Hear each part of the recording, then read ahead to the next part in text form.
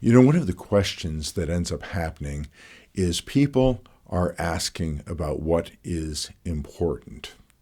And one of the things that has happened is we live in a multicultural world where people come from a variety of different backgrounds, they have a variety of different educations, they have a variety of different experiences in terms of family and in terms of culture and in terms of parts of the country they come from and in terms of parts of the world that their families have come from ancestrally.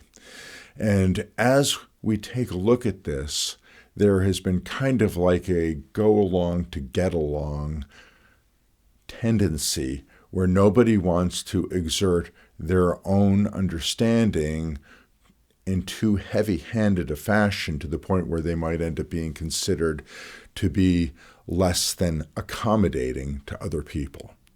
So as a result, one of the casualties of this over the last 40 to 50 years is the concept of truth. And the concept of truth is a concept that offends, because if there is a truth, there is by necessity that which is not true.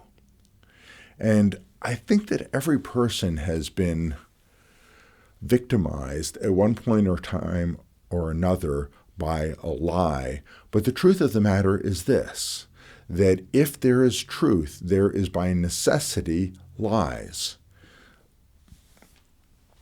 If you go to buy a secondhand car and the person says this car is in perfect shape, and you find out in less than a year that the transmission has utterly failed and the repair costs more than you paid for the entire car, you have been victimized by a lie.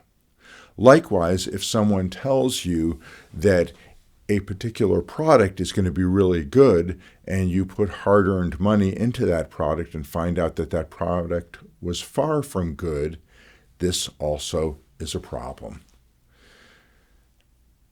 All of these things, however, pale in comparison to the way that you are spending your life. Because sometimes we have finances and we lose it. But there is time, effort, energy, and exertion that you can put into getting more finances. Sometimes there are reversals, but you can overcome these reversals.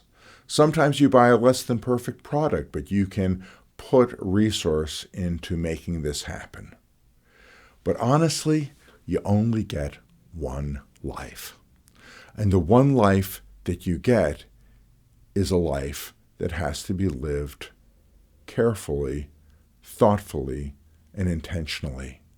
Because if you get 30, 40, 50, 60 years into your life and you find you have squandered it or you have wasted it, or there's something that you would have done had you had the wisdom, the insight, and the understanding that later in life you have when it was earlier, at that point in time, there is no going back, because life is a linear progression for human beings.